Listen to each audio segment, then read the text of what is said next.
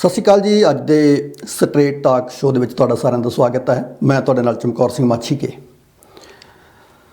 ਅੱਜ ਦਾ ਜਿਹੜਾ ਸਾਡਾ ਸ਼ੋਅ ਹੈ, ਇਹਦੇ 'ਚ ਮੈਂ ਕਹਾਂਗਾ ਕਿ ਇਹ ਕੋਈ ਵਿਸ਼ਾ ਤਾਂ ਨਹੀਂ, ਪਰ ਇੱਕ ਚਿੰਤਾ ਦਾ ਵਿਸ਼ਾ ਜ਼ਰੂਰ ਹੈ। ਅਸੀਂ ਸਾਰੇ ਇਹਨਾਂ ਮੁਲਕਾਂ ਦੇ ਵਿੱਚ ਕਿਉਂ ਆਏ ਹਾਂ? ਇਸ ਕਰਕੇ ਆਏ ਹਾਂ ਕਿ ਇੱਥੇ ਸਾਡੇ ਰਹਿਣ ਸਹਿਣ ਦੀਆਂ ਸਹੂਲਤਾਂ ਬਹੁਤ ਵਧੀਆ ਨੇ। ਸਾਡਾ ਜੀਵਨ ਪੱਧਰ, ਆਪਣੇ ਜੀਵਨ ਪੱਧਰ ਨੂੰ ਚੰਗਾ ਬਣਾਉਣ ਦੇ ਲਈ ਅਸੀਂ ਇਹਨਾਂ ਮੁਲਕਾਂ ਦੇ ਵਿੱਚ ਆਏ ਹਾਂ। ਔਰ ਸਭ ਤੋਂ ਵੱਡੀ ਜੇ ਕੈਨੇਡਾ ਦੀ ਗੱਲ ਕਰੀਏ ਤਾਂ ਸਿਹਤ ਸਹੂਲਤਾਂ ਨੂੰ ਲੈ ਕੇ ਕੈਨੇਡਾ ਨੂੰ ਦੁਨੀਆ ਦਾ ਨੰਬਰ 1 ਮੁਲਕ ਕਿਹਾ ਜਾਂਦਾ ਹੈ। ਪਰ ਕਈ ਵਾਰੀ ਸਾਨੂੰ ਦੇਖਣ ਨੂੰ ਮਿਲਦਾ ਕਿ ਇੱਥੇ ਵੀ ਸਿਹਤ ਸਹੂਲਤਾਂ ਦਾ ਕੋਈ ਹਾਲ ਬਹੁਤਾ ਵਧੀਆ ਨਹੀਂ। ਖਾਸ ਕਰਕੇ ਅਸੀਂ ਆਪਣੇ ਸ਼ਹਿਰ ਬਰੈਂਪਟਨ ਦੀ ਗੱਲ ਅੱਜ ਕਰਾਂਗੇ।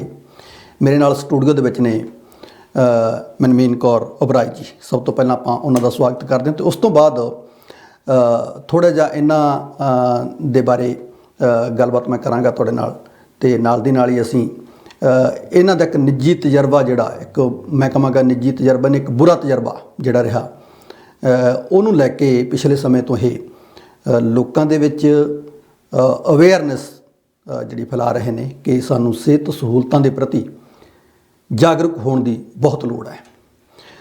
ਮਨਮੀਨ ਜੀ, ਸਵਾਗਤ ਹੈ ਤੁਹਾਡਾ ਅੱਜ ਦੇ ਪ੍ਰੋਗਰਾਮ ਸਤਿ ਸ਼੍ਰੀ ਅਕਾਲ ਜੀ। ਸਾਰੇ ਆਡੀਅנס ਨੂੰ ਵੀ ਮੈਂ ਸਤਿ ਸ਼੍ਰੀ ਅਕਾਲ ਕਹਿਣਾ ਚਾਹਾਂਗੀ ਜੀ। ਬਹੁਤ ਤੁਹਾਡਾ ਜੀ। ਔਰ ਸਾਡੇ ਦਰਸ਼ਕਾਂ ਨੂੰ ਮੈਂ ਦੱਸ ਦੇਵਾਂ ਕਿ ਮਨਮੀਨ ਕੌਰ ਜੀ ਦੇ ਨਾਲ ਮੇਰੀ ਮੁਲਾਕਾਤ ਪਿਛਲੇ ਸਾਲ ਹੋਈ ਸੀਗੀ, ਜਦੋਂ ਕੋਵਿਡ ਦੇ ਦੌਰਾਨ ਇਹਨਾਂ ਦੇ ਨੌਜਵਾਨ ਪੁੱਤਰ ਦੀ ਮੌਤ ਹੋ ਗਈ ਸੀ। ਔਰ ਮੌਤ ਦਾ ਕਾਰਨ ਕੀ ਰਿਹਾ, ਉਹ ਗੱਲਬਾਤ ਆਪਾਂ ਕਰਾਂਗੇ ਅੱਜ। ਮਨਮੀਨ ਜੀ, ਪਿਛਲੇ ਸਾਲ ਵੀ ਮੈਂ ਤੁਹਾਡੇ ਘਰ ਵੀ ਗਿਆ ਸੀਗਾ ਉਦੋਂ, ਅਤੇ ਇੱਕ ਮਾੜਾ ਤਜਰਬਾ ਤੁਹਾਡਾ ਰਿਹਾ।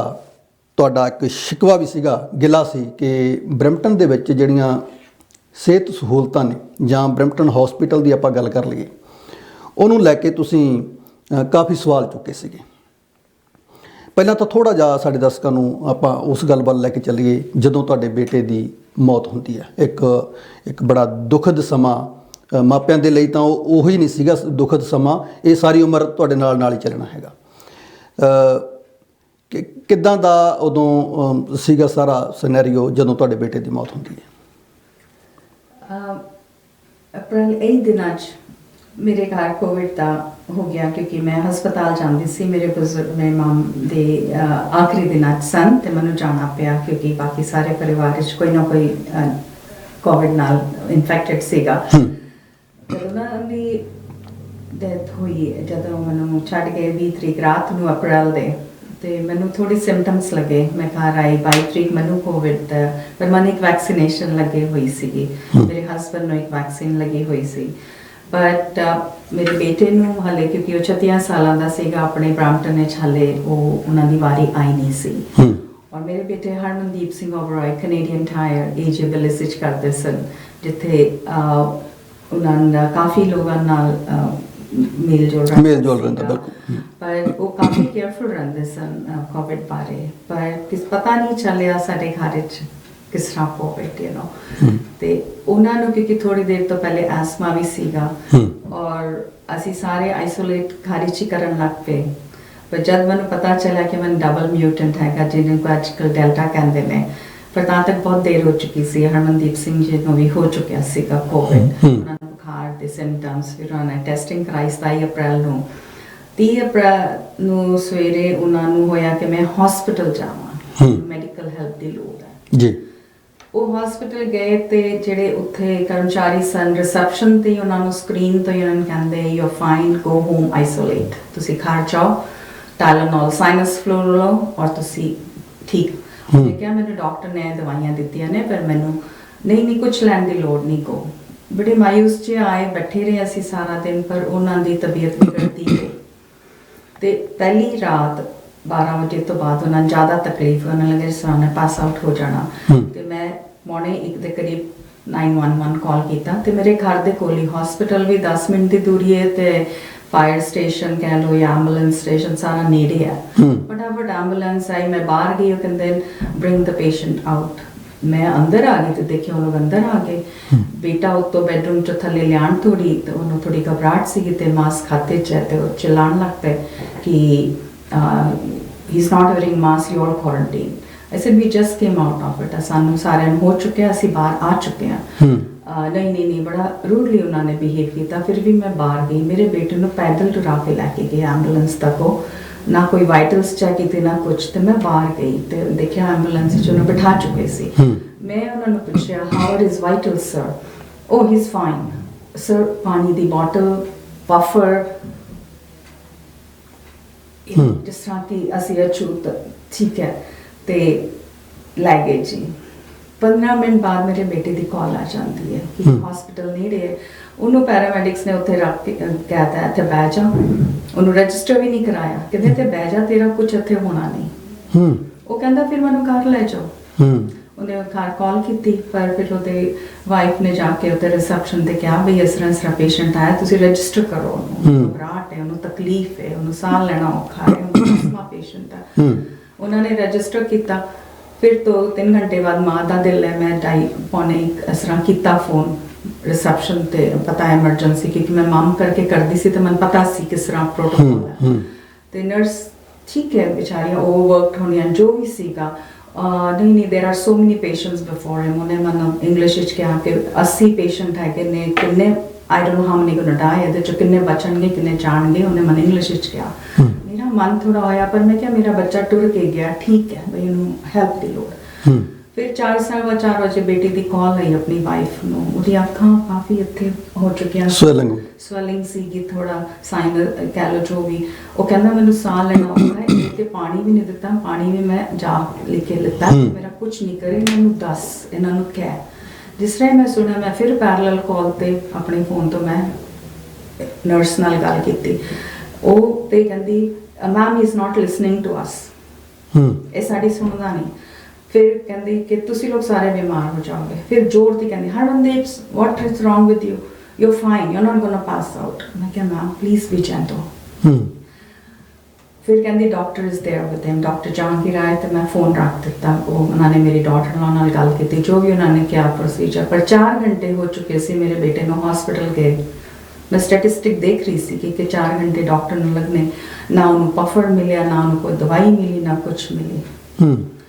क्यों? क्योंकि घाट है, नर्सां दी घाट है, डॉक्टर्स दी घाट है। और वो नहीं देखते कि केड़ा बंदे नूं सीवियर हैगा, किन्नू किछ हैगा, वो गिनती करी जांदे ने कि अस्सी आए ने ते इहदे चों केड़ा वो सीरियस। तुसी थोड़ा यही मैं कहनी आ, मेरी यही सजेशन होंदी है कि कोई वर्चुअली या टेलीफोनिकली कंफर्ट करे पेशेंट्स नूं, और तुहानू सीवियरिटी पता चलदी कि केड़े नूं जल्दी जरूरत है कि केड़े नूं घट लोड़ है। क्योंकि मेरा बेटा 6 फीट प्लस चंगी सेहत वाला, उन्होंने लगे तो एवं करता जी। जो भी होया उस तो बाद फिर मेरे माँ का दिल, क्योंकि कोविड करके तुसी ना तो अपने पेशेंट दे रह नहीं सकते, तुसी घरों ही। फिर 5 साढ़े 5 मैं कॉल की, नर्स कहती आप लोग फिर सेम कही जा, आप लोग बीमार हो जाओगे, आप लोग बीमार हो जाओगे। एंड हिंदी च गल कर रही, उन्हें किस तरह पता कि मैं कौन हाँ। मैं क्या मैं कुछ दे जावा बच्चे ਨੂੰ रिसैप्शन ਤੇ, रात तो बच्चा गया 6-7 घंटे हो गए, दवाई पानी नहीं ही इज़ फाइन। वो सेकंड ब्लड वर्क लिए गया एंड वो जल्दी घर आ जाएगा। एक थोड़ा ए होया कि चलो बच्चा मेरा घर आ जाएगा, ਇਹਦਾ मतलब ही इज़ आउट ऑफ मतलब डेंजर, ठीक है ना। कोविड तो है ही, और उन्होंने ऑलमोस्ट कोविड खत्म हो रहा सीगा, सेकेंडरी इन्फेक्शन करके उन्होंने जा रहे सीगे। 7:15 ਵਜੇ ਹਰਮਨਦੀਪ ਸਿੰਘ ਜੀ ਨੂੰ ਲੈ ਕੇ ਆਇਆ ਉਹਨਾਂ ਦੇ ਵਾਈਫ, ਤੇ ਉਹ ਤੇ ਇਸ ਤਰ੍ਹਾਂ ਜਿਸ ਤਰ੍ਹਾਂ ਕਿ ਉਹਨਾਂ ਨੂੰ ਨੀਂਦ ਵਿੱਚ ਟੁਰਦੇ ਪਏ। ਕਹਿੰਦੇ ਮੈਨੂੰ 4 ਦਿਨ ਨੀਂਦ ਨਹੀਂ ਆਈ ਹੈ, ਤੇ ਉਹਨੂੰ ਘਬਰਾਏ ਹੋਏ ਸੀਗੇ। ਕਹਿੰਦੇ ਮੈਂ ਬਸ ਸੋਣਾ, ਨਾ ਖਾਣਾ ਨਾ ਪੀਣਾ। ਉਹ ਆਪਣੇ ਬੈਡਰੂਮ ਚਲੇ ਗਏ, ਅਸੀਂ ਵੀ ਥੋੜਾ ਟਾਈਮ ਨੂੰ ਦੇਖਦੇ ਰਹੇ ਉਹਨਾਂ ਨੂੰ, ਉਹਨਾਂ ਦੀ ਵਾਈਫ ਦੇਖਦੀ ਰਹੀ ਹੈ। ਸ਼ਾਮ ਨੂੰ ਫਿਰ ਉਹੀ ਵੇਲਾ ਸੌਣ ਦਾ, ਘਬਰਾਹਟ, ਤੇ ਜੋ ਦਵਾਈ ਡਾਕਟਰਾਂ ਨੇ ਦਿੱਤੀ ਸੀਗੀ ਐਨਜ਼ਾਈਟੀ ਦੀ ਕਹਿ ਕੇ ਉਹ ਦਿੱਤੀ। ਸਵੇਰੇ 5 ਸਾਢੇ 5 ਉੱਠੇ ਨੇ, ਫਿਰ ਉਹੀ ਘਬਰਾਹਟ ਬਣਾਉਂਦੀ, ਕਹਿੰਦੇ ਮੈਨੂੰ ਥੱਲੇ ਲੈ ਜਾਓ, ਥੱਲੇ ਇੱਧਰ ਉੱਧਰ ਆਪਣਾ ਬਹੁਤ ਜ਼ਿਆਦਾ ਘਬਰਾਹਟ। ਹਸਪੀਟਲ ਕੀ ਕਰਦਾ, ਤੁਹਾਡੀਆਂ ਰਿਪੋਰਟਾਂ ਫੈਮਿਲੀ ਡਾਕਟਰ ਨੂੰ ਭੇਜ ਦਿੰਦੇ ਨੇ। ਫੈਮਿਲੀ ਡਾਕਟਰ ਸੰਡੇ ਨੂੰ ਕੋਈ ਮਿਲਦਾ ਨਹੀਂ ਮਿਲਦਾ। ਮੰਡੇ ਸਵੇਰੇ ਦੀ ਅਪਾਇੰਟਮੈਂਟ ਮਿਲੀ, ਕਹਿ ਵੀ ਤੇ ਪ੍ਰੋਬਲਮ ਚੱਲ ਰਹੀ ਨਾ, ਫਿਜ਼ੀਸ਼ੀਅਨਸ ਤੁਹਾਨੂੰ ਫੋਨ ਤੇ ਹੀ ਮਿਲਦੇ ਨੇ ਔਰ ਅਪਾਇੰਟਮੈਂਟ ਨਾਲ ਮਿਲਦੇ ਨੇ ਜੀ। ਇੱਥੇ ਮੈਨੂੰ ਲੱਗਦਾ ਕਿ ਹਸਪੀਟਲ ਜਦ ਕਿ ਅਸੀਂ ਉਹਨਾਂ ਨੂੰ ਰੀਚ ਕਰ ਰਹੇ ਹਾਂ। ਹੁਣ ਜਦ ਵੀ ਕੋਈ ਗੱਲ ਹੁੰਦੀ ਹੈ ਕਹਿੰਦੇ ਕਿ ਹਾਂਜੀ ਉਹਦਾ ਸੈਕੰਡ ਜੋ ਵੀ ਇੰਚਾਰਜ ਹੈ ਉਹਨਾਂ ਨੂੰ ਦੱਸਾਂਗੇ। ਉਸ ਟਾਈਮ ਫੋਨ ਕਰਕੇ ਉਹਨਾਂ ਨੇ ਕਿਉਂ ਨਹੀਂ ਦੱਸਿਆ ਜਾਂ ਕਿਉਂ ਨਹੀਂ ਦੱਸਿਆ ਕਿ ਕੀ ਪ੍ਰੋਬਲਮ ਹੈ, ਤੁਸੀਂ ਸਿਰਫ ਕਿਸੇ ਪੇਸ਼ੈਂਟ ਘਰ ਭੇਜ ਰਹੇ ਹੋ। ਜਦ ਸਵੇਰੇ ਡਾਕਟਰ ਨਾਲ ਗੱਲ ਹਲੇ ਹੋ ਰਹੀ ਹੈ, ਇਹਨਾਂ ਦੀ ਤਬੀਅਤ ਜ਼ਿਆਦਾ ਖਰਾਬ ਹੋ ਗਈ, ਪਲਸ ਦੇਖੀ ਠੀਕ ਸੀਗੀ, ਬਲੱਡ ਪ੍ਰੈਸ਼ਰ ਦੇਖਿਆ ਠੀਕ ਸੀਗਾ, ਥੋੜਾ ਬਹੁਤ ਖਾਣਾ ਪੀਣਾ, ਉਸ ਤੋਂ ਬਾਅਦ ਇੱਕਦਮ ਇਹਨਾਂ ਨੂੰ ਸ਼ਿਵਰਿੰਗ, ਘਬਰਾਹਟ, ਤਬੀਅਤ ਜ਼ਿਆਦਾ ਖਰਾਬ ਹੋ ਗਈ। ਤੇ ਜਦ ਮੈਂ ਕੋਲ ਗਈ ਉਹਨਾਂ ਦਾ ਦੇਖਿਆ ਤੇ ਪਲਸ 40 ਹੋ ਚੁੱਕੀ ਸੀ।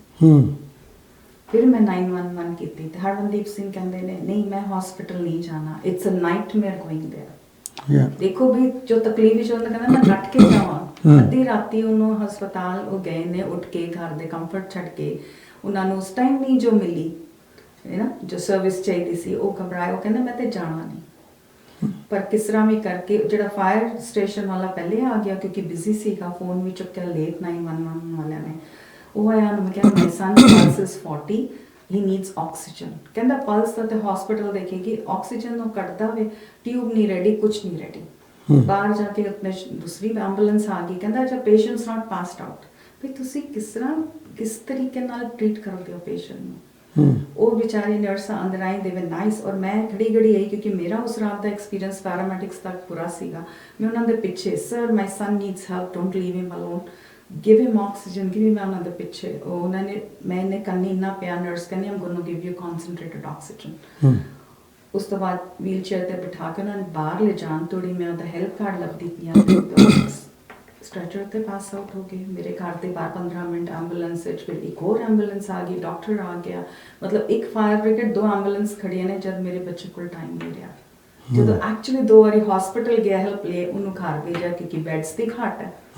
ਆਪਣੇ ਤੁਹਾਨੂੰ ਪਤਾ ਹੀ ਹੋਣਾ, ਤੇ ਬਹੁਤ ਅਵੇਅਰਨੈਸ ਹੋਈ ਲੋਕਾਂ ਨੂੰ, ਮੀਡੀਆ 'ਚ ਬਹੁਤ ਆ ਗਿਆ ਹੈਗਾ ਕਿ ਆਪਣਾ ਬ੍ਰੈਂਪਟਨ, ਸਾਰੇ ਆਪਣਾ ਬ੍ਰੈਂਪਟਨ ਕਹੀਦਾ ਤੇ ਕਿਤਨੀ ਘਾਟ ਹੈ ਮੈਡੀਕਲ। ਦੇਖੋ ਇਹ ਤਾਂ ਲੰਮੇ ਸਮੇਂ ਤੋਂ ਮੰਗ ਉੱਠਦੀ ਆ ਰਹੀ ਹੈ ਕਿ ਬ੍ਰੈਂਪਟਨ ਦੀ ਆਬਾਦੀ ਹੈ ਜਿਹੜੀ ਉਹ 8 ਲੱਖ ਤੋਂ ਵੀ ਪਾਰ ਕਰ ਚੁੱਕੀ ਹੈਗੀ ਤੇ ਹਸਪੀਟਲ ਇੱਕ ਹੈ। ਹਮੇਸ਼ਾ ਹੀ ਰਸ ਰਹਿੰਦਾ ਸਾਡੇ, ਜਦੋਂ ਵੀ ਕੋਈ ਐਮਰਜੈਂਸੀ ਆਉਂਦੀ ਹੈ, ਜਿਵੇਂ ਹੁਣ ਕੋਵਿਡ ਦੌਰਾਨ ਆਈ, ਉਦੋਂ ਵੀ ਸਾਡੇ ਲੋਕ ਆ ਜਿਹੜੇ ਬਾਹਰ ਨੂੰ ਭੱਜਦੇ ਰਹੇ ਹੈਗੇ, ਡਾਕਟਰ ਵੀ ਕਹਿੰਦੇ ਰਹੇ ਸਾਡੇ ਕੋਲ ਤਾਂ ਹੈ ਨਹੀਂ।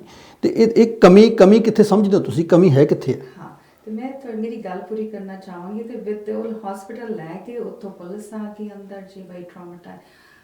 ਮੈਂ ਕਹਾਂ ਕੀ ਹੋ ਰਿਹਾ ਮੇਰੇ ਨਾਲ, ਮੇਰਾ ਬੱਚਾ ਹੋਣ ਵਾਲੇ, ਤੇ ਉਹਨਾਂ ਨੇ ਫਿਰ ਸਵਾਲ ਜਵਾਬ ਸ਼ੁਰੂ ਕਰ ਦਿੱਤੇ, ਰੇਡੀਓ ਤੇ ਸੁਣ ਰਹੇ ਵਿਦ ਮਤਲਬ 40-45 ਮਿੰਟਸ ਦੇ ਵਿੱਚ ਸਰਜਨ ਆ ਕੇ ਮੈਨੂੰ ਕਹਿੰਦੀ ਸੌਰੀ ਜੀ for your loss, what can we do for you.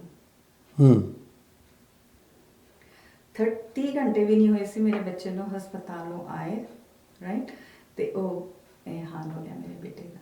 ਤੇ ਮੈਂ ਕਿਹਾ ਮਾਈ ਲॉस is done, hospital the negligence ਕਰਕੇ ਮੈਂ ਮੇਰਾ ਬੱਚਾ ਲੂਜ਼ ਕੀਤਾ। ਨੰਬਰ 2, ਮੈਂ ਆਪਣੀ ਕਿਸੇ ਦੇ ਨਾਲ ਵੀ ਇਹ ਦੁਬਾਰਾ ਹੋਣ ਨਹੀਂ ਦਾਂਗੀ। ਮੇਰੀ ਕੋਸ਼ਿਸ਼ ਹੋਏਗੀ ਜਿੱਥੇ ਮੈਂ ਆਵਾਜ਼ ਚੁੱਕ ਸਕਾਂਗੀ, ਕਿਤੇ ਮੈਂ ਗੱਲਬਾਤ ਕਰ ਸਕਾਂਗੀ, ਮੈਂ ਕਰਾਂਗੀ। ਇਸ ਕਰਕੇ ਮੈਂ ਅੱਜ ਤੁਹਾਡੇ ਕੋਲ ਇੱਥੇ ਆਈ। ਉਹ ਬੜਾ ਉਹਨਾਂ ਨੇ ਦਿਲਾਸਾ ਦੇ ਉਹ ਚਲੇ ਗਏ ਜੀ, ਮੇਰਾ ਤੇ ਲਾਸ ਹੋ ਗਿਆ। ਬਿਲਕੁਲ ਇਹ ਹਰਮਨਦੀਪ ਸਿੰਘ ਜੀ ਨੂੰ ਰਾਤ ਨੂੰ ਬੈੱਡ ਮਿਲ ਜਾਂਦਾ, ਥੋੜੀ ਜੀ ਆਕਸੀਜਨ ਮਿਲ ਜਾਂਦੀ, ਥੋੜਾ ਕੁਛ ਉਹਦਾ, ਤੇ ਸ਼ਾਇਦ ਮੈਂ ਤੇ ਮੰਨਦੀ ਹਾਂ ਡੈਸਟੀਨੀ 'ਚ ਬਹੁਤ ਮੰਨਦੀ ਹਾਂ, ਪਰ ਐਟਲੀਸਟ ਆਪਾਂ ਕੈਨੇਡੀਅਨਸ ਹਾਂ, ਜਿਸ ਤਰ੍ਹਾਂ ਤੁਸੀਂ ਕਿਹਾ ਨੰਬਰ 1 ਹੈਲਥ ਸਿਸਟਮ ਹੈ, ਤੇ ਸਾਨੂੰ ਕੰਫਰਟੇਬਲ ਕਿਉਂ ਨਹੀਂ, ਅਗਰ ਉਸ ਬੰਦੇ ਨੂੰ ਜਾਣਾ ਵੀ ਸੀਗਾ ਤੇ ਥੋੜਾ ਕੰਫਰਟ ਹੀ ਜਾਂਦਾ। ਬਿਲਕੁਲ ਬਿਲਕੁਲ ਇਹ ਗੱਲ ਨੂੰ ਤੇ ਹੁਣ ਮੈਂ ਮੰਨ ਕੋਵਿਡ ਦੌਰਾਨ ਬਹੁਤ ਮੌਤਾਂ ਹੋਈਆਂ ਨੇ, ਇਲਾਜ ਦੇ ਵਿੱਚ ਕੋਈ ਕਮੀ ਨਹੀਂ ਹੋਣੀ ਚਾਹੀਦੀ। ਜਦੋਂ ਇਲਾਜ ਹੀ ਨਹੀਂ ਹੋਇਆ, ਕੋਵਿਡ ਨੂੰ ਹੋਏ 14 ਮਹੀਨੇ ਹੋ ਚੁੱਕੇ ਸਨ ਜਦ ਮੇਰੇ ਘਰ ਕੋਵਿਡ ਆਇਆ। ਕੋਈ ਇਹ ਨਹੀਂ ਸੀਗਾ ਨਾ ਕਿ ਹਸਪੀਟਲ ਨੂੰ ਸਰਪ੍ਰਾਈਜ਼ ਆ ਜੀ। 12 ਮਹੀਨੇ 14 ਮਹੀਨੇ ਵਿੱਚ ਤੁਸੀਂ ਜੇ ਹਸਪੀਟਲ ਦੇ ਉਲਟਾ ਤੁਸੀਂ ਸਰਵਿਸਿਜ਼ ਘੱਟ ਹੀ ਕੀਤੀਆਂ ਨੇ, ਜਿਸ ਤਰ੍ਹਾਂ ਸਰਜਰੀਜ਼ ਹੀ ਉਹ ਤੁਸੀਂ ਸਾਰਾ ਫੋਕਸ ਕੋਵਿਡ ਤੇ ਵੀ ਕਰ ਰਹੇ ਹੋ, ਔਰ ਕੋਵਿਡ ਨੂੰ ਤੁਸੀਂ ਪੇਸ਼ੈਂਟਸ ਨੂੰ ਇੰਜ ਕਰ ਰਹੇ ਹੋ, ਔਰ ਜਿਹਨੂੰ ਲੋੜ ਹੈ ਕਿਉਂਕਿ ਤੁਹਾਡੇ ਕੋਲ ਬੈਡਸ ਨਹੀਂ ਹੈਗੇ, ਪਰ ਐਟਲੀਸਟ ਸਾਨੂੰ ਦੱਸੋ। ਹੁਣ ਜਿਹਨੂੰ ਵੀ ਗੱਲ ਕਰੋ ਕਹਿੰਦੇ ਜੀ ਅਸੀਂ ਉਸ ਹਸਪਤਾਲ ਜਾਂਦੇ ਨਹੀਂ ਆ। ਅਰੇ ਸਾਡਾ ਹਸਪਤਾਲ ਤੇ ਇਹੀ ਹੈ ਨਾ, ਅਸੀਂ ਇੱਥੇ ਹੀ ਜਾਵਾਂਗੇ। ਅਸੀਂ ਕਿਉਂ ਦੂਸਰੇ ਸਿਟੀਜ਼ ਵਿੱਚ ਜਾ ਕੇ ਉਹਨਾਂ ਦੇ ਹਸਪਤਾਲਾਂ ਨੂੰ ਅਸੀਂ ਬਿਜ਼ੀ ਕਰੀਏ? ਬਿਲਕੁਲ। ਔਰ ਸਾਡੇ ਖਿਆਲ ਵਿੱਚ ਤੇ ਇਹ ਗੱਲ ਆਈ ਨਹੀਂ। ਇਸ ਕਰਕੇ ਮੈਂ ਇੱਥੇ ਹੈਗੀ ਹਾਂ ਕਿ ਜੋ ਗਲਤੀ, ਜੋ ਬੋਲੇਪਨ, ਜੋ ਸਾਡੇ ਕੋਲੋਂ ਇਗਨੋਰੈਂਸ ਹੋਈ ਹੈ, ਕੋਈ ਨਾ ਕਰੋ। ਇਹ ਸਾਡਾ ਹਸਪਤਾਲ ਹੈ ਔਰ ਸਾਡਾ ਹੱਕ ਹੈ ਔਰ ਅਸੀਂ ਹਮੇਸ਼ਾ ਕਮਿਊਨਿਟੀ ਸਾਡੀ ਅੱਗੇ ਹੋਈ ਹੈ। ਜਦ ਵੀ ਹਸਪੀਟਲ ਬਣਿਆ ਹੈ ਸਾਡਾ ER ਵੀ ਆਪਣੇ ਗੁਰੂ ਜੀ ਦੇ ਨਾਂ ਤੇ ਹੈਗਾ ਹੈ ਨਾ। ਬਿਲਕੁਲ ਉਸ ਦੀ ਤੇ ਮਰਿਆਦਾ ਰੱਖੀਏ ਕਿ ਸਾਰਿਆਂ ਨੂੰ ਬਰਾਬਰ ਸੇਵਾ ਮਿਲੇ ਔਰ ਸਹੀ ਸੇਵਾ ਮਿਲੇ। ਬਾਕੀ ਰੱਬ ਦੇ ਹੱਥ ਹੈ, ਬਾਕੀ ਰੱਬ ਦੇ ਹੱਥ ਹੈ। ਪਰ ਹੁਣ ਇਹ ਕੋਸ਼ਿਸ਼ ਹੋਣੀ ਚਾਹੀਦੀ ਸਾਡੀ ਕਮਿਊਨਿਟੀ ਦੀ, ਸਾਰਿਆਂ ਦੀ, ਕਿ ਅਸੀਂ ਅੱਗੇ ਵਧੀਏ। ਬਿਲਕੁਲ ਗਵਰਨਮੈਂਟ ਕੋਲ ਮੰਗੀਏ ਹੈ ਨਾ। ਨਹੀਂ, ਮੰਗ ਤਾਂ ਦੇਖੋ ਬਹੁਤ ਟਾਈਮ ਦੇ ਰਹੇ ਹਾਂ ਅਸੀਂ ਹੈ ਨਾ। ਸਾਡੇ ਜਿਹੜੇ ਵਿਰੋਧੀ ਧਿਰ ਦੇ ਵਿੱਚ ਵੀ ਗਵਰਨਮੈਂਟ ਦੇ ਵਿੱਚ ਹੁੰਦੇ ਆ, ਉਹ ਵੀ ਹਮੇਸ਼ਾ, ਜਿਵੇਂ ਆਪਾਂ NDP ਦੀ ਗੱਲ ਕਰ ਲਈਏ, NDP ਨੇ ਹਮੇਸ਼ਾ ਹੀ ਸੈਕੰਡ ਹਸਪੀਟਲ ਦੀ ਗੱਲ ਕੀਤੀ ਆ। ਉੱਥੇ ਕਮੀ ਕਿੱਥੇ ਆ? ਕਮੀ ਕਿੱਥੇ ਸਮਝਦੇ ਹੋ ਤੁਸੀਂ? ਕਮੀ ਮੈਂ ਕਹਾਂਗੀ ਕਿ ਔਸਲਰ ਆਰਗੇਨਾਈਜੇਸ਼ਨ ਨੂੰ ਮੈਂ ਥੋੜਾ ਜਿਹਾ ਕੁਐਸਚਨ ਕਰਨਾ ਚਾਹਾਂਗੀ। ਠੀਕ ਹੈ ਨਾ।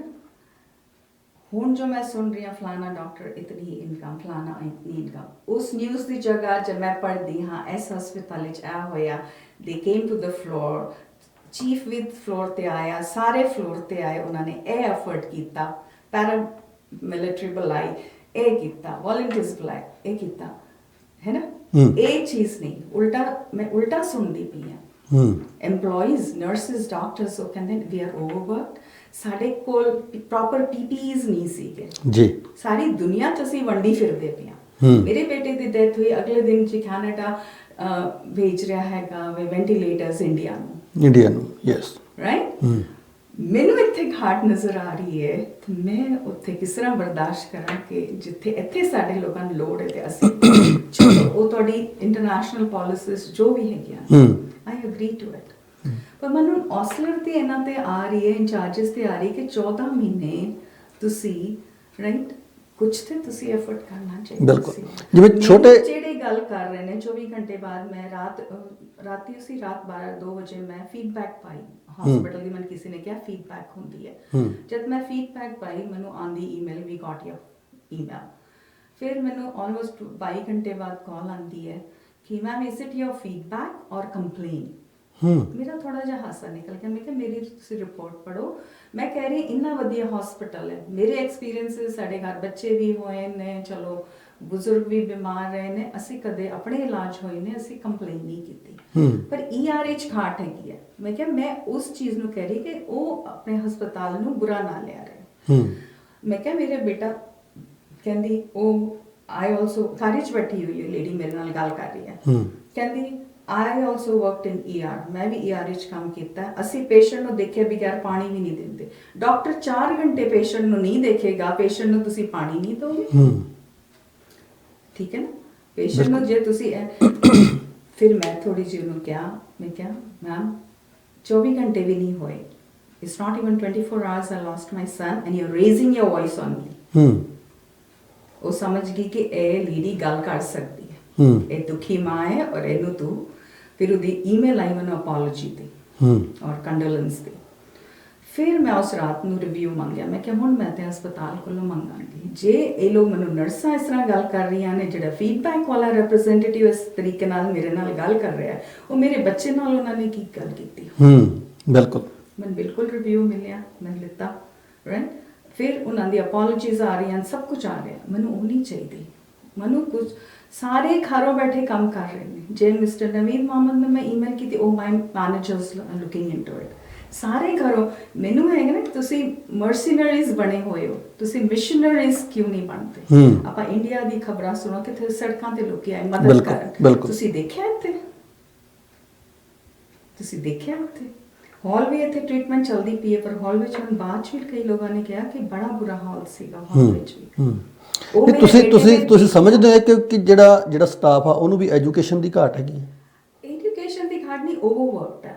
ਕੱਲ ਮੇਰੀ ਮੀਟਿੰਗ ਨਹੀਂ, ਜਿਸ ਤਰ੍ਹਾਂ ਤੁਸੀਂ ਗੱਲ ਕਰ ਰਹੇ ਹੋ ਕਿ ਉਹਨਾਂ ਨੇ ਮੇਰੇ ਨਾਲ ਇਸ ਤਰ੍ਹਾਂ ਬਿਹੇਵ ਕੀਤਾ, ਸਟਾਫ ਨੇ ਮੈਨੂੰ ਇਸ ਤਰ੍ਹਾਂ ਈਮੇਲ ਕੀਤੀ, ਉਹਨਾਂ ਨੇ ਮੇਰੇ ਨਾਲ ਗੱਲ ਸਹੀ ਇਸ ਤਰ੍ਹਾਂ ਹੀ ਕੀਤਾ। ਪਰ ਉਹੀ ਕਈ ਵਾਰੀ ਮੈਨੂੰ ਇਹ ਗੱਲ ਰਿਪੀਟ ਕਰਨੀ ਪੈਣੀ, ਜਿਹੜੇ ਮੇਰੇ ਕਈ ਭੈਣਾਂ ਭਰਾਵਾਂ ਨੇ ਕਿਹਾ ਕਿ ਸਾਡੇ ਨਾਲ ਸੈਕੰਡ ਗ੍ਰੇਡ ਜਾਂ ਥਰਡ ਗ੍ਰੇਡ ਸਿਟੀਜ਼ਨਸ ਦਾ ਬਿਹੇਵੀਅਰ ਕੀਤਾ ਜਾਂਦਾ ਔਰ ਆਪਣੇ ਹੀ ਬੰਦਿਆਂ ਦੇ ਹੱਥੋਂ ਸਾਨੂੰ ਕਈ ਵਾਰੀ ਹਾਂ ਟ੍ਰੀਟਮੈਂਟ ਮਿਲਦਾ ਕਿ ਉਹ ਅੰਡਰ ਦ ਸਰਵਿਸ ਨੇ। ਬਿਲਕੁਲ ਬਿਲਕੁਲ, ਇਹ ਚੀਜ਼ ਕਈ ਭੈਣਾਂ ਭਰਾਵਾਂ ਨੇ ਇਹਨੂੰ ਕਿਹਾ ਔਰ ਕਦੇ ਕਦੇ ਇਹ ਮਹਿਸੂਸ ਹੁੰਦੀ ਹੈ ਕਿ ਭਈ ਕਿਉਂ ਸਾਨੂੰ ਬਰੈਂਪਟਨ ਹਸਪੀਟਲ ਨੂੰ ਕਿਉਂ ਨਹੀਂ ਵਧਾਇਆ ਗਿਆ। ਸਾਡੀ ਡਿਵੈਲਪਮੈਂਟ ਸਭ ਤੋਂ ਜ਼ਿਆਦਾ ਬ੍ਰੈਂਪਟਨ ਵਿੱਚ ਹੋਈ ਹੈ, ਸਭ ਤੋਂ ਜ਼ਿਆਦਾ ਸਟੂਡੈਂਟ ਬ੍ਰੈਂਪਟਨ ਵਿੱਚ ਆ ਰਿਹਾ, ਸਭ ਤੋਂ ਜ਼ਿਆਦਾ ਇਮੀਗ੍ਰੈਂਟ ਬ੍ਰੈਂਪਟਨ ਵਿੱਚ ਆ ਰਿਹਾ, ਵਸਾਇਆ ਬ੍ਰੈਂਪਟਨ ਨੇ ਇਮੀਗ੍ਰੈਂਟਸ ਨੇ। ਆਪਾਂ ਦੇਖੋ 15-20 ਸਾਲ ਪਹਿਲੇ ਵੀ ਇੱਥੇ ਕੀ ਹੁੰਦੇ ਸੀਗੇ, ਜਿੱਥੇ ਜਿੱਥੇ ਆਪਣੇ ਫਾਰਮ ਉੱਥੇ ਇੰਨੇ ਵਧੀਆ ਵਧੀਆ। ਇੱਕ ਗੱਲ ਹੋਰ ਵੀ ਆ, ਜਿਸ ਤਰ੍ਹਾਂ ਆਪਾਂ ਤੁਸੀਂ ਦੱਸਦੇ ਰਹੇ ਹੋ ਨਾ ਕਿ ਸਟਾਫ ਤਾਂ ਇਦਾਂ ਦਾ ਬਿਹੇਵ ਹੈਗਾਗਾ ਉੱਥੇ, ਤੁਸੀਂ ਬਾਹਰ ਕਿਤੇ ਚਲੇ ਜਾਓ ਜਿੱਥੇ ਮੇਰੇ ਖਿਆਲ ਦੇ ਵਿੱਚ ਮੇਰੇ ਇਸ ਜਵਾਬ ਨੂੰ ਜਾਂ ਸਵਾਲ ਨੂੰ ਕੋਈ ਗਲਤ ਢੰਗ ਦੇ ਨਾਲ ਜੇ ਨਾ ਲਿਆ ਜਾਵੇ, ਤਾਂ ਜਿੱਥੇ ਵਾਈਟ ਕਮਿਊਨਿਟੀ ਹੈ ਉੱਥੇ ਤੁਸੀਂ ਕਿਤੇ ਕਿਸੇ ਭਾਵੇਂ ਸਟੋਰ ਤੇ ਚੱਲ ਜਾਓ, ਤੁਹਾਨੂੰ ਸਰਵਿਸ ਬਹੁਤ ਵਧੀਆ ਮਿਲਦੀ ਹੈ। ਸਾਡੇ ਲੋਕ ਜਿੱਥੇ ਹੁੰਦੇ ਆ ਤੇ ਅਸੀਂ ਇੱਕ ਦੂਜੇ ਨੂੰ ਦੇਖ ਕੇ ਉਹ ਸਾਡਾ ਇੰਡੀਆ ਵਾਲਾ ਹੀ ਸਾਰਾ ਸਿਸਟਮ ਰਿਪੀਟ ਹੋ ਜਾਂਦਾ। ਇੱਕ ਗੱਲ ਹੋਰ ਵੀ ਹੈਗੀ ਆ, ਜਿਵੇਂ ਬਰੈਂਪਟਨ ਦੇ ਵਿੱਚ ਸਾਡੀ ਕਮਿਊਨਿਟੀ ਜ਼ਿਆਦਾ ਹੈ ਇੱਥੇ। ਇਹ ਕੋਵਿਡ ਦੌਰਾਨ ਤਾਂ ਥੋੜ੍ਹਾ ਜਿਹਾ ਫਰਕ ਪਿਆ, ਪਰ ਉਸ ਤੋਂ ਪਹਿਲਾਂ ਕੀ ਸੀਗਾ, ਬਹੁਤ ਜ਼ਿਆਦਾ ਇਕੱਠ ਭੀੜ ਬਹੁਤ ਰਹਿੰਦੀ ਸੀਗੀ ਹੌਸਪੀਟਲ ਦੇ ਵਿੱਚ। ਆਮ ਤੌਰ 'ਤੇ ਕੀ ਹੁੰਦਾ ਜੀ, ਜੇ ਕਿਸੇ ਨੂੰ ਬਿਲਕੁਲ ਮਾੜੀ ਜੀ ਕਿਤੇ ਸ਼ੱਕ ਵੀ ਆ ਗਈ ਨਾ ਤਾਂ ਭੱਜ ਲੈਂਦੇ ਸੀਗੇ ਹੌਸਪੀਟਲ। ਔਰ ਉੱਥੋਂ ਦੇ ਸਟਾਫ ਨੂੰ ਪਤਾ ਸੀਗਾ ਕਿ ਇਹਨਾਂ ਨੂੰ ਹੋਇਆ ਕੁਛ ਨਹੀਂ, ਇਹ ਬਸ ਉੱਦਾਂ ਹੀ, ਕਿਉਂਕਿ ਫ੍ਰੀ ਦੀ ਸਹੂਲਤ ਹੈਗੀ ਆ, ਸਾਰਾ ਟੱਬਰ ਉੱਠ ਕੇ ਤੁਰਿਆ ਆਉਂਦਾ। ਇਹ ਸਾਡੇ ਲੋਕਾਂ ਨੂੰ ਵੀ ਤਾਂ ਮੇਰੇ ਖਿਆਲ ਦੇ ਵਿੱਚ ਘਾਟ ਹੈਗੀ ਹੈ ਨਾ ਐਜੂਕੇਸ਼ਨ ਦੀ। ਇਹਦੇ ਵਿੱਚ ਮੇਰਾ ਕਿ ਹੌਸਪੀਟਲ ਜਾਣਾ ਉਦੋਂ ਚਾਹੀਦਾ ਜਦੋਂ ਤੁਹਾਨੂੰ ਹੌਸਪੀਟਲ ਜਾਣ ਦੀ ਲੋੜ ਹੈ, ਕਿਉਂਕਿ ਜਿਹੜੀ ਘਟਨਾ ਤੁਹਾਡੇ ਨਾਲ ਘਟੀ ਹੈ, ਤੁਹਾਡੇ ਬੱਚੇ ਨੂੰ ਐਕਚੁਅਲੀ ਲੋੜ ਸੀਗੀ, ਪਰ ਸਟਾਫ ਨੂੰ ਕਈ ਵਾਰੀ ਇਦਾਂ ਲੱਗਦਾ ਕਿ ਇਹ ਤਾਂ ਆਪਣੀ ਆ, ਇਹ ਤਾਂ ਉੱਦਾਂ ਹੀ ਮਾੜਾ ਜਿਹਾ ਕੁਛ ਦੁਖਿਆ ਇਹਨਾਂ ਦਾ ਤੇ ਇਹ ਉੱਦਾਂ ਹੀ ਚੱਲ ਕੇ ਆ ਜਾਂਦੇ ਆ। ਮੈਂ ਤੁਹਾਡੀ ਪਿਛਲੀ ਗੱਲ ਤੇ ਜਾਵਾਂਗੀ ਕਿ ਥੋੜੀ ਜੀ ਗੱਲ ਨੂੰ ਚਲੇ ਜਾਂਦੇ ਸੀ ਜੀ, ਜ਼ਰੂਰ ਜਦ ਹਸਪੀਟਲ ਬਣਿਆ ਕਈ ਗੱਲਾਂ ਸੁਣੀਆਂ ਆਪਾਂ ਬਈ ਇਸ ਤਰ੍ਹਾਂ ਲੋਕੀ ਜਾਂਦੇ ਨੇ, ਕਿਉਂਕਿ ਗੁਰੂ ਨਾਨਕ ਦੇਵ ਜੀ ਦੇ ਨਾਂ ਤੇ ਅਸੀਂ ER ਤੇ ਕਾਫੀ ਡੋਨੇਸ਼ਨ ਇਕੱਠੀ ਕਰਕੇ ਅਸੀਂ ਕਾਫੀ ਕੰਟਰੀਬਿਊਟ ਕੀਤਾ ਤੇ ਲੋਕਾਂ ਨੇ ਆਪਣਾ ਸਮਝ ਕੇ ਕਿ ਇਹ ਆਪਣਾ ਹਸਪਤਾਲ ਹੈ, ਹੁਣ ਸਾਨੂੰ ਇੱਥੇ ਉੱਥੇ ਜਾਣ ਦੀ ਲੋੜ ਨਹੀਂ, ਅਸੀਂ ਇੱਥੇ ਜਾਈਏ। ਇਹਦੇ ਵਿੱਚ ਕਿੰਨਾ ਨੂੰ ਰੀਅਲੀ ਸਰਵਿਸ ਚਾਹੀਦੀ ਸੀ, ਕਿੰਨਾ ਨਹੀਂ ਚਾਹੀਦੀ ਸੀ। ER ਵਿੱਚ ਹੁੰਦਾ ਪਰ ਵੇਟ ਕਰਨਾ ਪੈਂਦਾ ਸੀ, ਤਾਂ ਵੀ 4-4 ਘੰਟੇ ਬਿਲਕੁਲ ਲੋਕੀ ਵੇਟ ਕਰਦੇ ਸੀ ਨਹੀਂ, ਕਿਉਂਕਿ ਸ਼ੁਰੂ ਤੋਂ ਇਹ ਘਾਟ ਰਹੀ ਹੈ ਬ੍ਰੈਂਪਟਨ ਵਿੱਚ, ਔਰ ਕੋਵਿਡ ਨੇ ਤੇ ਬਿਲਕੁਲ ਹਿਲਾ ਹੀ ਦਿੱਤਾ।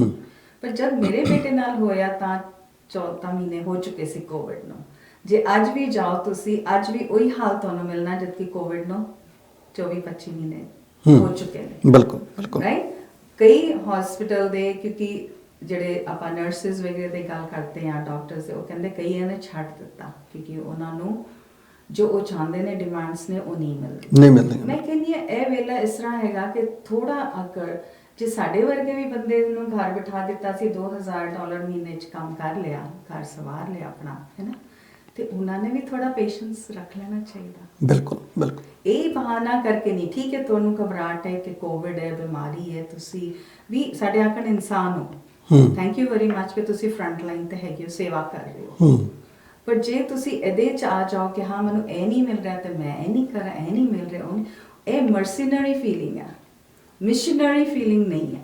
ਜਦ ਤੱਕ ਇਹ ਮਿਸ਼ਨਰੀ ਫੀਲਿੰਗ ਨਹੀਂ ਆਉਂਦੀ, ਰਾਈਟ, ਇਹ ਸਿਚੁਏਸ਼ਨ ਰਹਿਣੀ ਹੈ। ਇਹ ਸਿਚੁਏਸ਼ਨ ਰਹਿਣੀ ਜਦ ਤੱਕ ਤੁਸੀਂ ਇਹ ਨਹੀਂ ਸੋਚਦੇ ਕਿ ਇਹ ਮੇਰਾ ਹਸਪੀਟਲ, ਇਹ ਮੇਰੇ ਲੋਕ ਨੇ, ਇਹ ਮੇਰੇ ਬੰਦੇ ਨੇ, ਇਹ ਮੈਂ ਪ੍ਰੋਫੈਸ਼ਨ ਚੁਣਿਆ। ਪ੍ਰੋਫੈਸ਼ਨ ਇਹ ਵੀ ਕਹਿੰਦਾ ਜਦੋਂ ਓਥ ਲੈਂਦੇ ਨੇ, ਹਿਪੋਕ੍ਰੇਟਿਕ ਓਥ ਲੈਂਦੇ ਨੇ, ਕਹਿੰਦੇ ਤੁਸੀਂ ਜਿੰਨਾ ਕਰ ਸਕਦੇ ਕਰੋ, ਨਹੀਂ ਤੇ ਅੱਗੇ ਤੁਸੀਂ ਪੇਸ਼ੈਂਟ ਨੂੰ ਕਿਸੇ ਦੇ ਹਵਾਲੇ ਕਰੋ।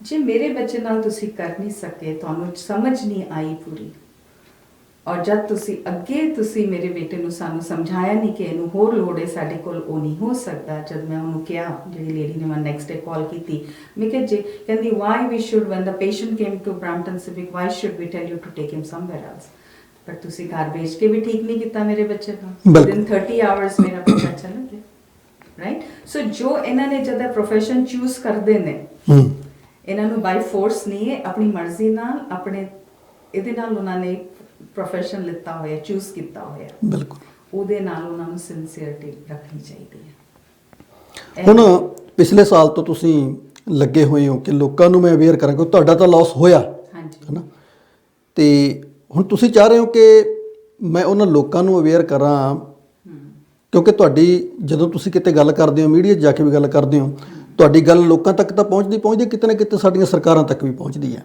ਉਹਨਾਂ ਨੂੰ ਪਤਾ ਕਿ ਇਹ ਜਿਹੜੇ ਇੱਥੇ ਲੋਕ ਬੈਠੇ ਨੇ, ਬ੍ਰੈਂਪਟਨ ਦੇ ਵਿੱਚ ਬੈਠੇ ਨੇ, ਇਹਨਾਂ ਨੂੰ ਕੀ ਤਕਲੀਫ ਆ। ਹੁਣ ਜਿਹੜੀ ਸਾਡੀ ਤਕਲੀਫ ਆ, ਇੱਕ ਯੂਨੀਵਰਸਿਟੀ ਦੀ ਵੀ ਗੱਲ ਕਰ ਲਈਏ, ਹਸਪੀਟਲ ਦੀ ਗੱਲ ਕਰ ਲਈਏ, ਦੋ ਹੀ ਸਾਡੀਆਂ ਮੰਗਾਂ। ਇੱਕ ਮੈਂ ਤਾਂ ਜਦੋਂ ਦਾ ਮੈਂ ਇੱਥੇ ਆਇਆ ਮੈਂ ਉਦੋਂ ਤੋਂ ਸੁਣਦਾ ਆ ਰਿਹਾ, ਪਰ ਇਹਨਾਂ ਵੱਲ ਕੋਈ ਧਿਆਨ ਨਹੀਂ ਦੇ ਰਿਹਾ। ਜਦੋਂ ਇਲੈਕਸ਼ਨ ਦਾ ਟਾਈਮ ਹੁੰਦਾ ਉਦੋਂ ਸਾਰੇ ਵਾਅਦੇ ਕਰ ਜਾਂਦੇ ਆ, ਜੀ ਅਸੀਂ ਹਸਪੀਟਲ ਵੀ ਬਣਾਵਾਂਗੇ, ਅਸੀਂ ਯੂਨੀਵਰਸਿਟੀ ਬਣਾਵਾਂਗੇ, ਪਰ ਉਸ ਤਰ੍ਹਾਂ ਹੀ ਲਟਕੇ ਰਹਿ ਜਾਂਦੇ ਸਾਰੇ। ਮੈਂ ਪਹਿਲੇ ਆਪਣੇ ਇੱਕ ਇੰਟਰਵਿਊ ਵਿੱਚ ਦ ਗਲੋਬਲ ਵਿੱਚ ਮੈਂ ਇਹ ਵੀ ਕਿਹਾ ਸੀਗਾ ਕਿ ਜੇ ਇਹ ਸਰਕਾਰ ਸਾਡੀ ਤਕਲੀਫਾਂ ਨਹੀਂ ਜਾਣਦੀ ਤੇ ਇਹ ਸਰਕਾਰ ਸਾਡੇ ਵਾਸਤੇ ਨਹੀਂ ਹੈ। ਬਿਲਕੁਲ ਨਹੀਂ, ਸਾਡੇ ਵਾਸਤੇ ਹੈ, ਬਿਲਕੁਲ। ਤੇ ਉਹ ਸਰਕਾਰੀ ਬ੍ਰਾਂਡ ਲਾਇਕ ਵੀ ਨਹੀਂ ਹੈ ਜੇ ਉਹ ਸਾਡੀ ਤਕਲੀਫ ਨਹੀਂ ਸਮਝਦੇ। ਅਸੀਂ ਸਾਰੇ ਕੰਟਰੀਬਿਊਟ ਕਰ ਰਹੇ ਹਾਂ, ਟੈਕਸਸ ਭਰ ਰਹੇ ਹਾਂ, ਸਭ ਕੁਝ ਕਰ ਰਹੇ ਹਾਂ ਅਸੀਂ, ਫਿਰ ਕਿਉਂ ਘਾਟ ਹੈ? ਮੇਰੇ ਬੇਟੇ ਨੇ 15 ਸਾਲ ਕੈਨੇਡੀਅਨ ਟਾਇਰ ਟੀਮ ਲੀਡ ਸੀਗਾ, ਉਹਨੇ ਕੀਤੀ, ਟੈਕਸ ਭਰਿਆ, ਇੱਕ ਹੱਥ ਵਾਰੀ ਹਸਪੀਟਲ ਪਹਿਲੇ ਗਿਆ ਜਾਂ ਦੂਜੀ ਵਾਰੀ ਗਿਆ, ਕੀ ਉਹਨੂੰ ਸਰਵਿਸ ਮਿਲੀ? ਉਹ ਇੱਕ ਵਿਸ਼ਵਾਸ ਨਾਲ ਗਿਆ ਸੀਗਾ ਕਿ ਮੈਂ ਹਸਪੀਟਲ ਜਾਣਾ, ਮੈਨੂੰ ਤਕਲੀਫ ਹੈ। ਪਹਿਲੀ ਵਾਰੀ ਤੁਸੀਂ ਵਾਪਸ ਵੇਖਦਾ, ਮੈਨੂੰ ਦੀ ਹਲੇ ਚਿਹਰਾ ਯਾਦ ਆਉਂਦਾ ਨਾ, ਸ਼ਕਲ ਯਾਦ ਆਉਂਦੀ ਹੈ, ਕਿਸ ਤਰ੍ਹਾਂ ਉਹ ਡਿਜੈਕਟਡ ਆਇਆ ਘਰ। ਰਾਤ ਨੂੰ ਜਦੋਂ ਜਾ ਰਿਹਾ, ਉਹ ਉੱਥੋਂ ਫੋਨ ਕਰ ਰਿਹਾ ਕਿ ਪੈਰਾਮੈਡਿਕਸ ਕਹਿ ਰਹੇ ਤੇ ਨਾਲ ਕੁਝ ਨਹੀਂ ਹੋਣਾ, ਰਾਈਟ? ਔਰ ਬਾਅਦ ਚ ਉਹਨੂੰ ਜੋ ਦੁਬਾਰਾ ਤੁਸੀਂ ਘਰ ਭੇਜ ਦਿੰਦੇ ਹੋ ਕਿਉਂਕਿ ਤੁਹਾਡੇ ਕੋਲ ਬੈੱਡ ਨਹੀਂ ਹੈ ਜਾਂ ਤੁਹਾਡੇ ਕੋਲ EMPLOYEES ਨਹੀਂ ਨੇ, ਨਰਸਿਸ ਨਹੀਂ ਨੇ, ਡਾਕਟਰਸ ਨਹੀਂ ਨੇ, ਜਾਂ ਤੁਹਾਡੇ ਕੋਲ ਰਿਸੋਰਸਿਸ ਨਹੀਂ ਨੇ, ਮਸ਼ੀਨਾਂ ਨਹੀਂ ਨੇ, ਸਾਨੂੰ ਗਾਈਡ ਤੇ ਕਰੋ। ਬਿਲਕੁਲ ਬਿਲਕੁਲ, ਦੈਟ ਇਜ਼ ਮਾਈ ਅਵੇਅਰਨੈਸ ਕਿ ਕਿਸੇ ਦੇ ਨਾਲ ਵੀ ਤਕਲੀਫ ਹੋ ਸਕਦੀ। ਮੇਰੇ ਭੈਣਾਂ ਭਰਾਵਾਂ ਨਾਲ ਮੇਰਾ ਇਹੀ ਮੈਸੇਜ ਹੈ ਕਿ ਅਵੇਅਰ ਰਹੋ। ਇਹ ਨਹੀਂ ਕਿ ਹਾਂ ਮੈਂ ਠੀਕ ਹਾਂ ਤੇ ਮੈਨੂੰ ਕੀ ਚਿੰਤਾ, ਦੂਜੇ ਉਹ ਚੀਜ਼ ਨਹੀਂ ਰੱਖਣੀ ਚਾਹੀਦੀ। ਨਹੀਂ, ਹੁਣ ਦੇਖੋ ਅਸੀਂ ਲੋਕਾਂ ਨੂੰ ਅਵੇਅਰ ਕਰ ਰਹੇ ਹਾਂ, ਕੀ ਕਰਨ? ਕੀ ਉੱਥੇ ਜਿਸ ਤਰ੍ਹਾਂ ਤੁਸੀਂ ਗਏ ਹੋ ਉਸ ਤਰ੍ਹਾਂ ਹੀ ਲੋਕ ਜਾਂਦੇ ਹੈਗੇ। ਤੁਹਾਡਾ ਬੇਟਾ ਬਿਮਾਰ ਹੋਇਆ ਸੀਗਾ, ਕੱਲ ਨੂੰ ਸਾਡਾ ਕੋਈ ਘਰ ਦਾ ਜੀ ਬਿਮਾਰ ਹੋ ਜਾਂਦਾ, ਅਸੀਂ ਵੀ ਤਾਂ ਉੱਥੇ ਜਾ ਕੇ ਇਹੀ ਕਹਿਣਾ ਨਾ ਕਿ ਇਹ ਬਿਮਾਰ ਆ, ਉਹਦੇ ਨਾਲ ਅੱਗੇ ਸਲੂਕ ਉਹੀ ਹੋਣਾ। ਫਿਰ ਕੀ ਕਰਨ ਲੋਕ ਉੱਥੇ? ਇਹ ਹੁਣ ਜਿਸ ਤਰ੍ਹਾਂ ਉਮੀਦ ਦੇ ਰਹੀ ਹੈ ਗਵਰਨਮੈਂਟ, ਪਰ ਬਹੁਤ ਲੇਟ ਹੈ। ਮੇਰੇ ਬੇਟੇ ਵਾਸਤੇ ਤੇ ਲੇਟ ਹੈ, ਮੇਰੇ ਬੇਟੇ ਵਰਗਿਆਂ ਵਾਸਤੇ ਜਿਹੜੇ ਹੁਣ ਇਸ ਦੁਨੀਆ 'ਚ ਨਹੀਂ ਰਹੇ, ਬਹੁਤ ਲੇਟ ਹੈ। ਪਰ ਇੱਕ ਉਮੀਦ ਅਗਰ ਦੇ ਰਹੇ ਨੇ ਤਾਂ ਅਸੀਂ ਇਸ ਚੀਜ਼ ਨੂੰ ਪਰਸਿਊ ਕਰੀਏ, ਡਿਮਾਂਡ ਅਸੀਂ ਰੱਖੀਏ। ਜਦੋਂ ਇਹ ਹੋ ਗਿਆ ਤੇ ਅਸੀਂ ਉਹਨਾਂ ਨੂੰ ਚੈੱਕ ਕਰਦੇ ਰਹੀਏ, ਹੈ ਨਾ? ਅਸੀਂ ਪਬਲਿਕ ਹਾਂ, ਅਸੀਂ ਉਸ ਨੂੰ ਹਰ ਵਕਤ ਉਹਨੂੰ ਚੈੱਕ ਕਰਨਾ ਚਾਹੀਦਾ। ਜਿਸ ਤਰੀਕੇ ਨਾਲ ਜਿਸ ਤਰ੍ਹਾਂ ਸਾਨੂੰ ਮੌਕਾ ਮਿਲੇ ਅਸੀਂ ਉਹਨਾਂ ਨੂੰ ਪਰਸਿਊ ਕਰੀਏ, ਪਿੱਛੇ ਰਹੀਏ ਕਿ ਹਾਂਜੀ ਇਹ ਕਿੱਥੇ ਤੱਕ ਕੰਮ ਪਹੁੰਚਿਆ, ਕਿੱਥੇ ਪਹੁੰਚਿਆ। ਇਹ ਨਹੀਂ ਕਿ 10 ਸਾਲ ਬਾਅਦ ਸਾਨੂੰ ਇਹ ਸਰਵਿਸ ਮਿਲੇ। ਸਾਨੂੰ ਸਰਵਿਸ ਚਾਹੀਦੀ ਸਾਲ ਵਿੱਚ, 2 ਸਾਲ ਵਿੱਚ, ਇੱਕ ਸਾਨੂੰ ਫਿਕਸ ਟਾਈਮ ਦੇਣ ਔਰ ਉਮੀਦ ਹੈ ਕਿ ਉਹਦੇ 'ਚ ਸਾਨੂੰ ਮਿਲੇ। ਪਰ ਇਹਦੇ ਵਿੱਚ ਮੈਂ ਕਹਿੰਦੀ ਹਾਂ ਹਸਪੀਟਲ ਦੇ ਇੰਚਾਰਜਸ ਨੂੰ ਵੀ ਥੋੜਾ ਜਿਹਾ ਸ਼ੇਕਅਪ ਹੋਣਾ ਪੈਣਾ, ਥੋੜਾ ਜਿਹਾ ਉਹਨਾਂ ਨੂੰ ਵੀ ਸਾਥ ਦੇਣਾ ਪੈਣਾ ਪਬਲਿਕ ਦਾ, ਕਿ ਇਹ ਨਹੀਂ ਕਿ ਹਾਂਜੀ ਅੱਗੋਂ ਸਾਨੂੰ ਆਰਡਰਸ ਆਣਗੇ ਤੇ ਅਸੀਂ ਕਰਾਂਗੇ, ਨਹੀਂ। ਇਹ ਉਹਨਾਂ ਦਾ ਵੀ ਇੱਕ ਪਾਰਟਿਸਿਪੇਸ਼ਨ ਜ਼ਰੂਰੀ ਹੈਗਾ। ਬਿਲਕੁਲ ਬਿਲਕੁਲ। ਸੋ ਇੱਥੇ ਇੱਕ ਸਵਾਲ ਤੁਹਾਡੇ ਸਾਰਿਆਂ ਦੇ ਲਈ ਹੈ।